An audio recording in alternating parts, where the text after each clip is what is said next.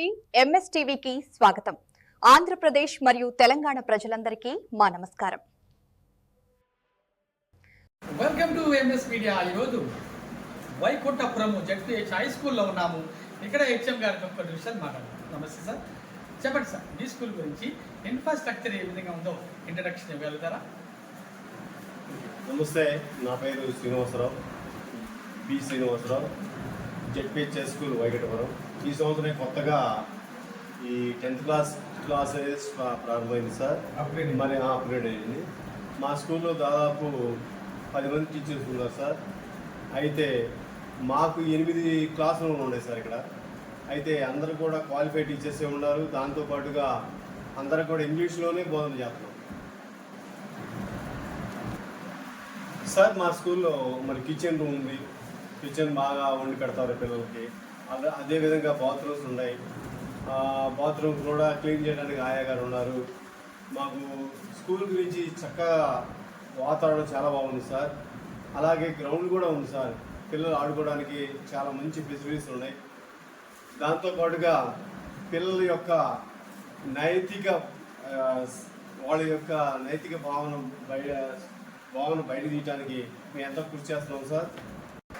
మరి మీ పిల్లలకు విటమిన్స్, పౌష్టికాహారం, న్యూట్రిషన్ ఫుడ్ అందుతుందా? మాకు న్యూట్రిషన్ ఫుడ్ అందుతుంది సార్. మరి దాదాపు సోమవారం నుంచి శనివారం వరకు ఎగ్ ఇస్తారు sir. Chicken day by day ఇస్తారు సార్. ఎగ్స్ కూడా ప్లేట్లు మాకు మొన్న రీసెంట్గా మేము గ్రామస్తులు కలిసాము సార్. గ్రామస్తులు కూడా మనకు అవకాశం ఉన్నంత వరకు ప్లేట్లు కూడా గ్లాసులు కూడా సప్లై చేశారు సార్. ఓకే సార్, చదువుతో పాటు క్రీడలు కూడా ప్రోత్సహిస్తున్నారా? అదేవిధంగా ఈ పిల్లవాడికి ఏదైనా అస్వస్థత గురించి స్కూల్లో ఎటువంటి చర్యలు తీసుకుంటారు? Yes sir. మరి మేము పిల్లలకి ఆటలకు సంబంధించి మొత్తం కూడా సాయంత్రం కూడా కొంచెం 1 గంట ఆడుతున్నాం సార్. ఒకవేళ ఎవరైనా పిల్లలు కానీ చిన్న అస్వస్థత వచ్చినప్పుడు ఇక్కడ ఏఎన్ఎం ఉన్నారు సార్. వాళ్ళు పిలిపించి వాళ్ళకి కావాల్సిన మందులు ఏర్పాటు చేస్తున్నాం సార్. అలాగే మనకు ఫోలిక్ యాసిడ్ సంబంధించిన ట్యాబ్లెట్ కూడా మేము ఇస్తున్నాం, పిల్లలకు ఇస్తున్నాం సార్. ప్రభుత్వం వారు పిల్లలకి చదువుకోవడానికి ఎటువంటి ఉచిత సౌకర్యాలు కల్పిస్తున్నారు? గవర్నమెంట్ వారు సార్ మరి తల్లికి వందనం ఇస్తున్నారు. దాంతోపాటు వాళ్ళకి బుక్స్ కానీ, అలాగే నోట్స్లు కానీ, షూస్ కానీ, అలాగే సాక్స్లు కానీ, బ్యాగ్స్ కానీ అన్నీ కూడా గవర్నమెంట్ ఏర్పాటు చేస్తుంది సార్. మరి ఇంత ఫెసిలిటీస్ ఉన్న స్కూల్లో మరి ఎందుకు కారణం ఏదో అర్థం కావట్లేదు సార్ చేరడానికి పిల్లలు. చివరిగా విద్యార్థుల తల్లిదండ్రులకు మీ గవర్నమెంట్ హై స్కూల్ గురించి ఏమని రిక్వెస్ట్ చేస్తారు సార్? మేము పేరెంట్స్తో మాట్లాడాము సార్. మాట్లాడి ఇక్కడ గవర్నమెంట్ అన్నీ కూడా సదుపాయాలు కల్పిస్తున్నారు, మరి మీరు ఎందుకు వేరే చోటకి పంపిస్తున్నారని అడిగినప్పుడు సార్ పంపిస్తాం సార్ అని మాట్లాడుతున్నారు తప్ప చాలామంది కూడా రావడానికి ఎక్కువగా ఇష్టపడలేదు సార్.